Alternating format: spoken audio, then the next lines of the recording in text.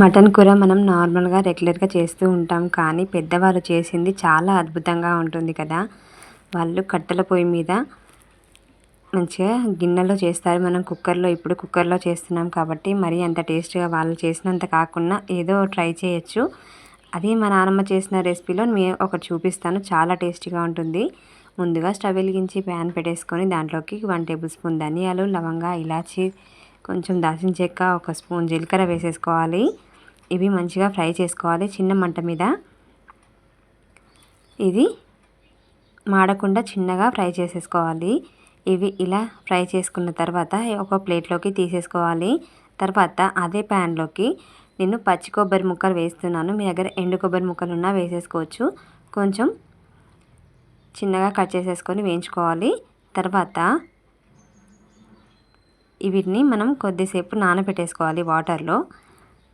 ఇవి 1 table spoon గసగసాలు వాటర్లో నానబెట్టేసుకున్నాను. తర్వాత ఇవి మనం ఫ్రై చేసుకున్నవి కూడా అందులో నానబెట్టేసుకోవాలి.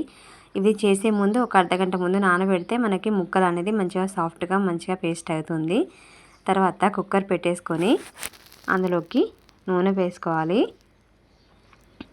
ఒక 2-3 టేబుల్ స్పూన్లు నూనె వేసేసుకోవాలి. తర్వాత సన్నగా కట్ చేసి పెట్టుకున్న ఆనియన్స్ వేసేసుకోవాలి. తర్వాత పచ్చిమిర్చి చూస్తున్నారు కదా, ఒక 3 పచ్చిమిర్చి వేసేసుకున్నాను. తర్వాత ఒక గుప్పెడు పుదీనా వేసేసుకోవాలి ఫ్రెష్ది. ఇవి వేసుకున్నాక మంచిగా ఫ్రై చేసుకోవాలి. మనకి అడుగు పట్టకుండా ఉండాలి.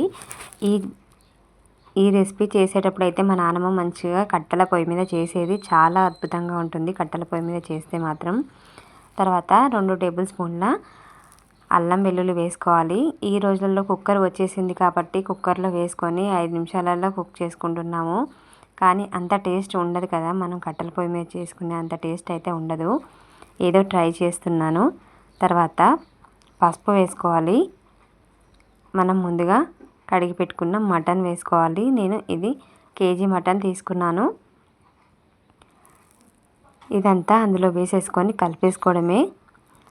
కుక్కర్లో వేసుకోవడం వల్ల తొందరగా ఉడికిపోతుందని మనం కుక్కర్లో యూజ్ చేస్తాం, కానీ గిన్నెలో వేసేసుకొని మట్టి గిన్నెలో వేసుకొని చేసుకుంటే ఇంకా అద్భుతంగా ఉంటుంది. టేస్ట్ మాత్రం సూపర్గా ఉంటుంది. ఇదంతా ఇలా కలిపేసుకోవడమే.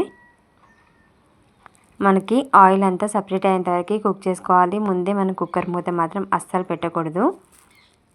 చూస్తున్నారు కదా సైడ్ నుంచి ఆయిల్ అనేది ఎలా వచ్చేసిందో. ఇప్పుడు ఇలా ఫ్రై చేసుకుంటేనే బాగుంటుంది. ముక్కలకి మొత్తం మంచిగా పడుతుంది ఉప్పు కారం అనేది. మనం త్వరగా కుక్కర్ మూత పెట్టేస్తే మాత్రం అస్సలు బాగోదు.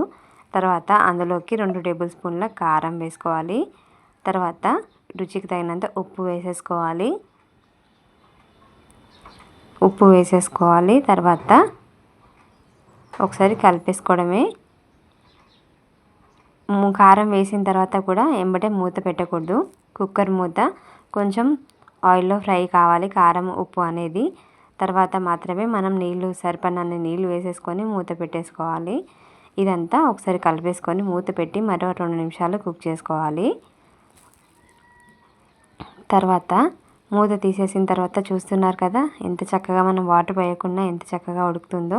తర్వాత మనం ముందుగా కొబ్బరి గసగసాలు నానబెట్టేసుకున్నాం కదా, వీటిని మెత్తగా మిక్సీ పట్టేసుకోవాలి ఆ వాటర్ తోటే. ఇదంతా ఇందులో వేసేసుకొని కొంచెం వాటర్ వేసేసుకొని మనం కుక్ చేసుకోవాలి.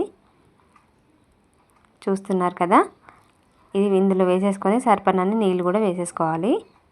మనం ముందుగానే వాటర్ వేసేసుకోవాలి. తర్వాత ఉడికిన తర్వాత వాటర్ వేసుకుంటే అస్సలు బాగోదు.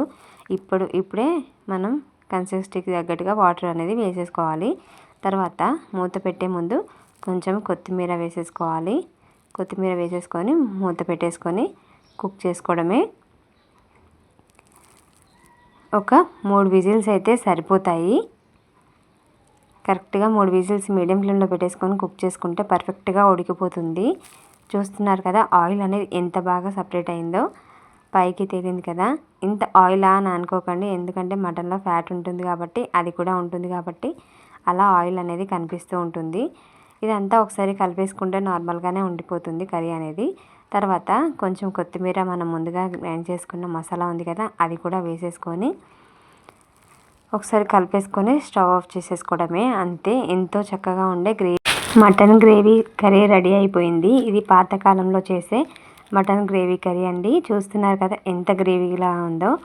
ఈ కర్రీ రైస్లోకైనా రోటీలోకైనా చాలా చాలా బాగుంటుందండి. ఈ రెసిపీ మీకు నచ్చినట్లయితే తప్పకుండా లైక్ చేయండి friends. Thanks for watching. Bye.